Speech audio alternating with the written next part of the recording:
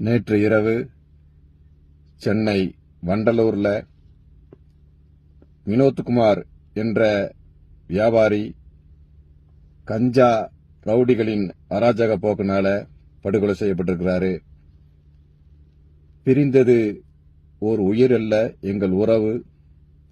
இந்த நேரத்தில் கண்டிப்பாக தமிழக அரசும் காவல்துறையும் இந்த மாதிரி வியாபாரிகள்கிட்ட தொடர்ந்து மாமூல் கேட்டு அச்சுறுத்தி வருகிற இந்த ரவுடிகளின் அட்டகாசத்தை கண்டிப்பாக ஒழிக்கணும்.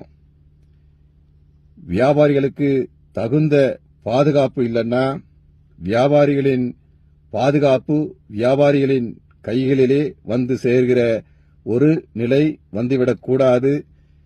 அதனால இந்த மாதிரி விஷயங்கள்ல கண்டிப்பாக தமிழக அரசு உடனடியாக கவனம் செலுத்தி காவல்துறையின் மூலமாக உடனடி நடவடிக்கை இந்த நேரத்தில் தேவை.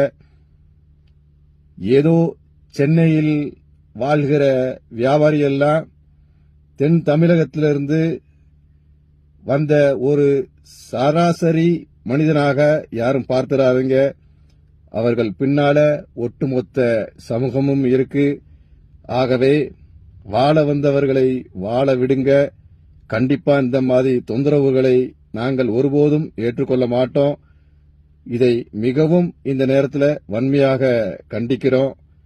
ஆகவே உடனடியாக தமிழக அரசும் காவல்துறையும் இந்த கஞ்சா ரவுடிகளின் அட்டகாசத்தை உடனடியாக தடுத்து நிறுத்த இந்த நேரத்தில் ஒரு வன்மையான கண்டனத்தோடு இந்த நேரத்தில் இதை நான் அரசாங்கத்திற்கு தெரிவித்துக் கொள்கிறேன்.